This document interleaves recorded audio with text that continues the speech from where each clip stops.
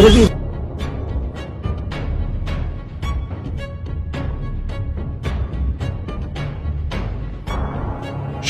চেহারা আর টানা টানা চোখে যেন কাল হলো স্বপ্নার।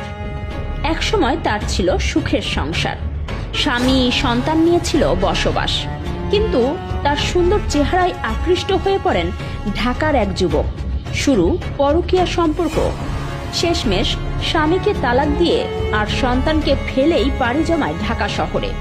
এরপর জড়িয়ে পড়েন অপরাধ জগতে। শেষমেশ যশোর জেলা ডিবি পুলিশের জালে জড়িয়ে পড়েন তিনি।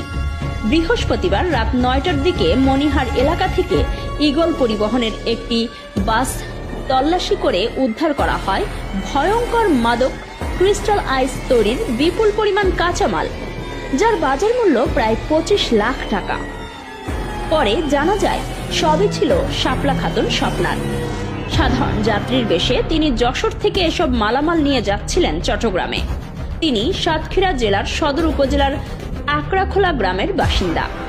এই ঘটনায় শুক্রবার তার ও তার সহযোগী সাতক্ষীরার কলারুয়া উপজেলা আজমল হোসেন লালটুর বিরুদ্ধে কোতোয়ালি থানায় মামলা হয়েছে। তদন্ত কর্মকর্তা অলোক কুমার দে জানান, স্বপ্নাকে আদালতে সোপর্দ করা হয়েছে। বিচারক তাকে কারাগারে পাঠানোর আদেশ দিয়েছেন। এছাড়া স্বপ্নার সহযোগী লালটুকে ধরতে পুলিশ কাজ করছে।